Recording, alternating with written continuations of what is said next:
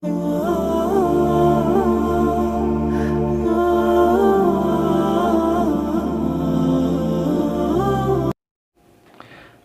minasyaitonirrajim. Bismillahirrahmanirrahim. Assalamualaikum warahmatullahi wabarakatuh. Alhamdulillahi wa kafa, wassalatu wassalamu ala nabiyil mustafa wa ala alihi wa sahbihi wa man tabi'ahu ala siddiqi wal wafa.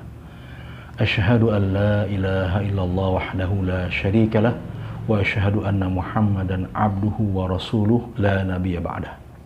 Qala Allah Ta'ala fil Qur'anil Karim, A'udzu billahi minasyaitonir rajim.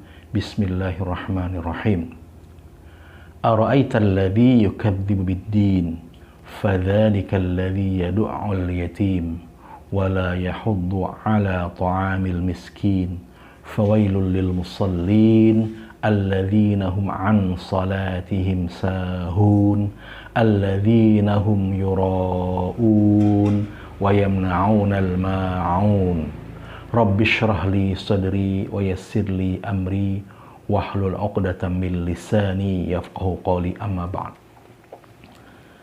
Para pemirsa yang rahmati Allah, alhamdulillah pada kesempatan hari ini ya, pada hari Selasa ya, tanggal 16 Juni insyaallah saya ingin menyampaikan tausiah berkenaan dengan fondasi membangun sebuah negeri yang diambil dari surah Al-Ma'un, di mana fondasi yang pertama yang diingatkan dalam surah Al-Ma'un itu bahwasanya kita untuk membangun sebuah negeri, asas yang pertama adalah mesti berdasarkan agama. Itu mengenai ara'aital ladzi yukadzibu bid-din.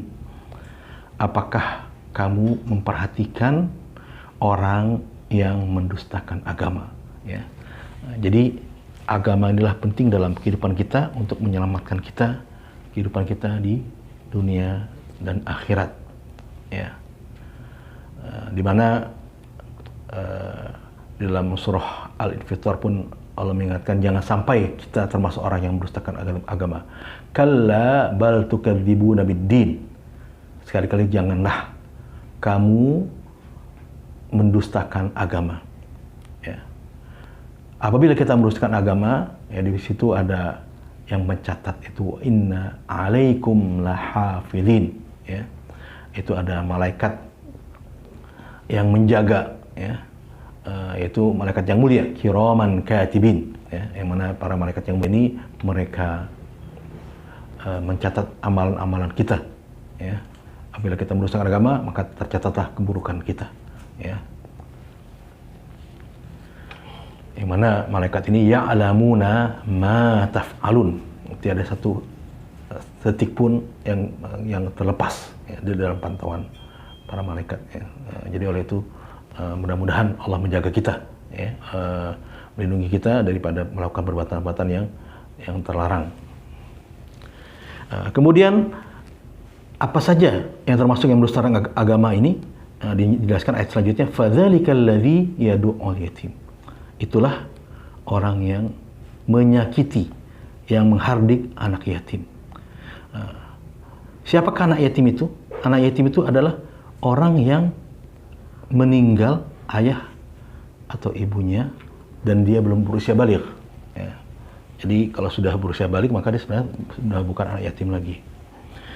Maka di dalam satu hadis dikatakan Sahal bin Sa'ad radhiyallahu anhu an Nabi sallallahu alaihi wasallam qol ana wa kafil yatim fil jannati hakadha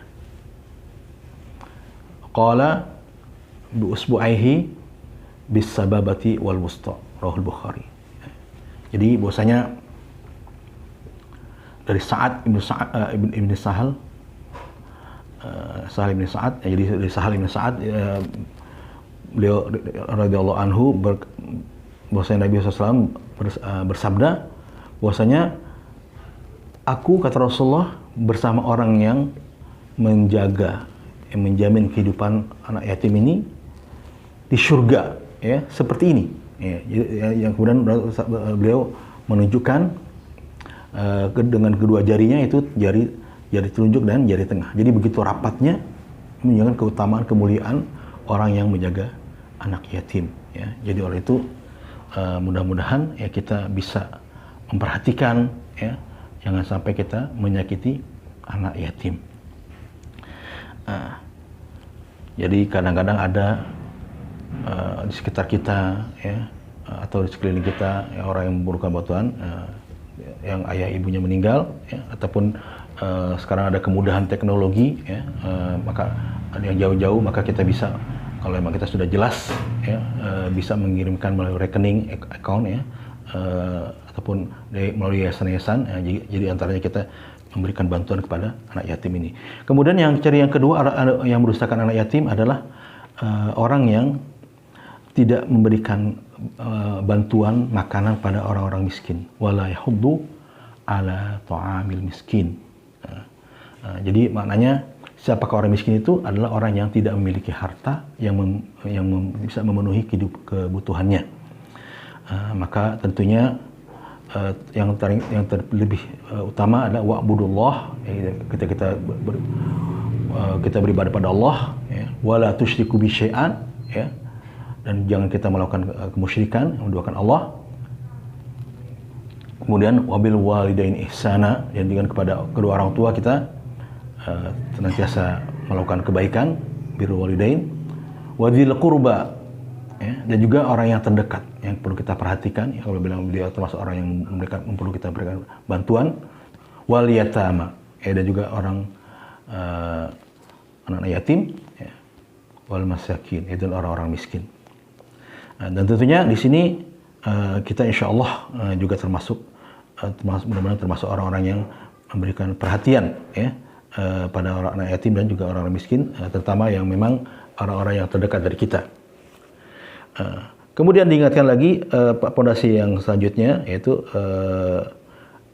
supaya kita jangan melupakan ibadah. Ya. Fawailul lil musallin, karena termasuk orang yang celaka, orang-orang yang sholat, yang tidak istiqomah dalam sholatnya. Itu siapa? Yang walaupun dia sholat tapi ternyata dia lalai, dia tidak memberikan penumpuan, dia tidak memberikan hatinya tidak dekat pada Allah ya. Alladzina hum an sholatihim sahun, itu mereka dalam sholatnya lalai ya. Alladzina hum yuraun, juga ketika mereka melakukan ibadahnya juga mereka tidak ikhlas karena Allah Subhanahu wa taala.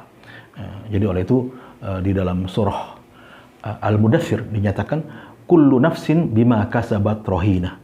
Setiap jiwa itu akan dipertanggungjawabkan apa yang telah dilakukannya.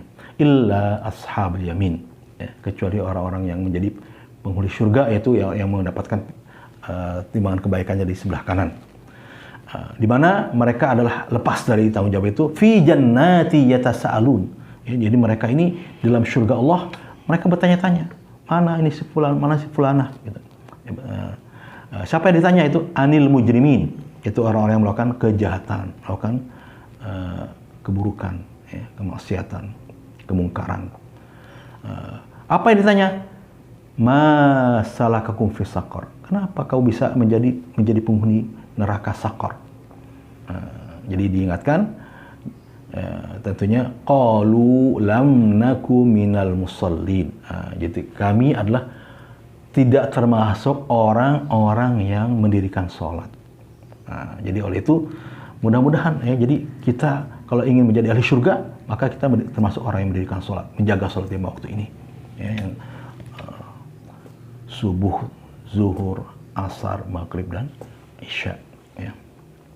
Walam nakunut imun miskin. Ya. Dan kami tidak termasuk orang yang memberikan makan orang-orang miskin. Ya. Jadi oleh itu mudah-mudahan ya, kita memiliki empati, peka sosial kita ya, bukan hanya kita soleh dari individu kita, tapi juga soleh dalam kita ke masyarakat, dalam sisi kesosialan kita ya. Di mana juga termasuk orang yang menjadi ahli neraka, wa kunna nakhudu ma'al khaidin. Jadi kami suka melakukan melakukan perbincangan yang tidak baik, ya. Artinya melakukan keburukan, kejahatan, ya.